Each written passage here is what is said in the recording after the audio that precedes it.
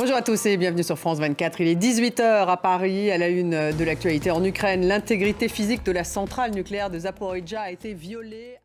Le fait du jour, on reviendra bien sûr sur le Conseil de défense d'Emmanuel Macron, dont le mot d'ordre est la sobriété, avec l'économiste Christian de Boissieu. Chronique éco, ça sera l'inflation aux États-Unis.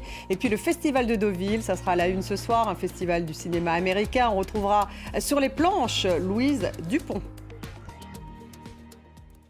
On démarre avec l'actualité en Ukraine. L'intégrité physique de la centrale nucléaire de Zaporijjia a été violée à plusieurs reprises. C'est ce qu'a dénoncé en tout cas le directeur général de l'Agence internationale de l'énergie atomique. Volodymyr Zelensky reproche à l'AIEA d'ailleurs d'avoir occulté, dit-il, la question de la démilitarisation du site. L'AIEA compte en tout cas y établir une présence continue. Et Raffaello Grossi, le directeur général de l'AIEA, va arriver ce soir à Vienne. Le chef de l'Agence internationale de l'énergie atomique va donner une conférence de presse dans la capitale autrichienne. En France, le gouvernement appelle à la sobriété et à la solidarité européenne. C'était à l'issue d'un conseil de défense présidé par Emmanuel Macron qui devait faire le point sur l'approvisionnement en gaz et en électricité à l'approche de l'hiver. On écoute tout de suite la ministre de la Transition énergétique Agnès Pannier-Runacher.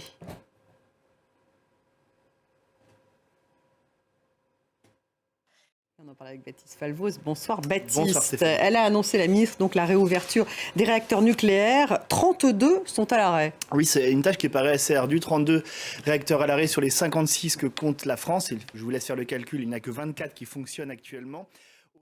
Merci Baptiste. Et on va y revenir tout de suite dans le fait du jour.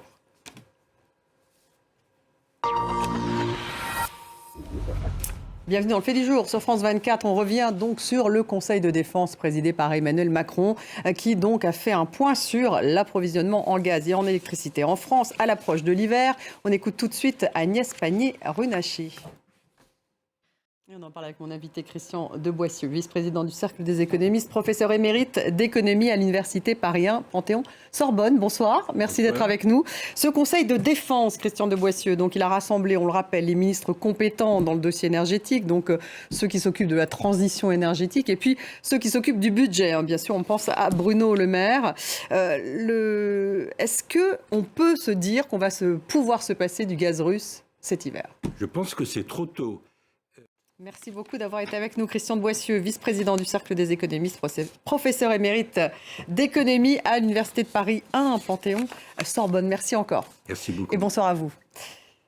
Dans le reste de l'actualité internationale, en Argentine, un homme a été arrêté hier soir à Buenos Aires, vous le savez, après avoir pointé son arme à feu sur la vice-présidente Cristina Kirchner devant son domicile. Washington condamne, bien sûr, ils viennent de le dire, fermement la tentative d'assassinat. Et le Chili retourne aux urnes dimanche pour se prononcer sur une nouvelle constitution. Les Chiliens vont devoir choisir entre le maintien d'une société libérale ou justement un État beaucoup plus interventionniste. On retrouve à Santiago Thomas Nicolon, notre correspondant dans la région. Thomas, est-ce que vous êtes avec nous? Parce que je ne vous vois pas. Je vous vois. Bonsoir à vous. Thomas, changer cette constitution au Chili, c'est pour permettre finalement des réformes sociales. C'est ça l'enjeu. Oui, cette constitution a été rédigée par une assemblée constituante. Suspense donc, et ça sera donc dimanche. Merci beaucoup Thomas Nicolon, notre correspondant dans la région. Vous étiez à Santiago de Chili. En Afghanistan, une explosion est survenue à l'extérieur d'une mosquée dans la ville de Herat, dans l'ouest du pays. Direction tout de suite le Royaume-Uni à J-3 de l'annonce d'un tout premier ministre. Liz Truss est toujours la favorite face à Rishi Sunak. Restez avec nous, on va se retrouver dans un prochain bulletin avec le journal de l'Écho qui reviendra sur l'inflation aux États-Unis. On ira aussi à Deauville retrouver notre envoyé spécial Louise Dupont pour le festival du cinéma américain avec ce film, le film le plus attendu qui est sans conteste Blonde d'Andrew Dominic, le biopic de Marilyn Monroe. Restez avec nous.